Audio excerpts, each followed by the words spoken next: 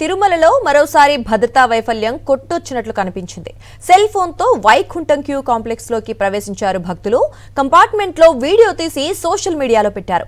ఈ video social మీడియాలో viral గా మారింది.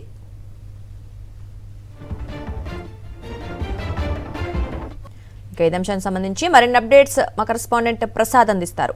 ప్రసాద్, చెప్పండి. అత్యంత పవిత్ర పుణ్యక్షేత్రం, కట్టుదిట్టమైన భద్రత ఉంటుందనుకుంటున్న తిరుమలలోనే ఒక వ్యక్తి వీడియో తీసి పెట్టడం చూసాం. మరి ఏంటి అప్డేట్స్? తిరుమలలో మరోసారి భద్రతా వైఫల్యం వెలుగు తీసింది.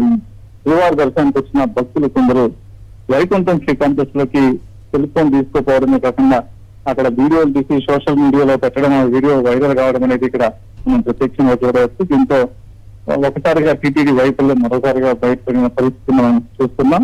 ఎందుకంటే వైకుంఠం శ్రీ కాంప్లెక్స్ లోకి ఎంటర్ అయ్యే ముందే పూర్తి భద్రత అనేది ఉంటుంది. అక్కడ పూర్తిగా తనిఖీ చేసి ఇలాంటి సెల్ ఫోన్ ఏదైనా ఉన్నా అక్కడే డిపాజిట్ చేసి లోపల కనిపించడం జరుగుతుంది. అయినా ఈ సెల్ ఫోన్ లోపలికి వెళ్ళడం అనేది ఇక్కడ మనకి పూర్తిగా భద్రతా లోపాలు మరోసారి బయటపడిన పరిస్థితి ఉంది. సోమవారి దర్శనానికి వచ్చే భక్తులు ఇలాంటి సెల్ ఫోన్లు కానీ లేదంటే నిషేధిత వస్తువులు కానీ వైకుంఠం శ్రీ కాంప్లెక్స్ లో రాకుండా వైకుంఠం ఎంట్రన్స్ లోనే పూర్తిగా అక్కడ తనిఖీ చేస్తూ ఉంటారు. దాదాపు టీటీడీ విజిలెన్స్ తో పాటు 2 ఫ్లోర్స్ కూడా అక్కడ తనిఖీ చేసి ఇలాంటి వస్తువులు రాకుండా చేయాల్సిన పరిస్థితి అయితే ఉంది. కాకపోతే అక్కడ తనిఖీ చేసే సిబ్బంది సరైన పద్ధతులు తనిఖీ చేయకపోవడంతో ఈ సెల్ ఫోన్ తో భక్తులు లోపలికి ప్రవేశించి ఆ వీడియోలన్నీ కూడా చిత్రీకరిస్తున్నారు. క్యూ లైన్ లో ఉన్న వీడియోలన్నీ ఇవన్నీ కూడా బయట ఆ సెల్ ఫోన్ లో చిత్రీకరించడం కామన్ గా వస్తుంది.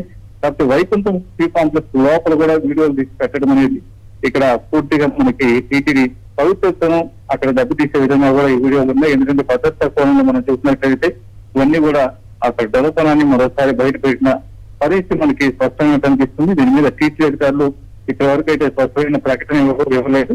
మరి దీన్ని ఏ విధంగా వాళ్ళు టీటీడీ కవర్ చేసుకుంటుందో, దీని మీద ఏ విధంగా స్పందిస్తున్నది చూడాల్సిన పరిస్థితి అయితే ఉంది. దుర్గా, రైట్ ప్రసాద్, అయితే ఇప్పుడు ఆ వీడియో తీసిన భక్తుడు ఎవరనేది ఏమైనా తెలిసిందా?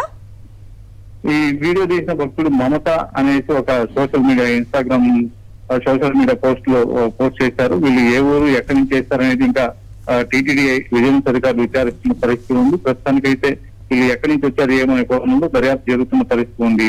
దుర్గా, త్వరలోనే దీనికి సంబంధించి పూర్తి వివరాలు తెలిసే అవకాశం ఉంది. Right Prasad, thank you. మరిన్ని అప్డేట్స్ కోసం ఛానల్ ను సబ్స్క్రైబ్ చేయండి. నోటిఫికేషన్స్ కోసం బెల్ ఐకాన్ పై క్లిక్ చేయండి.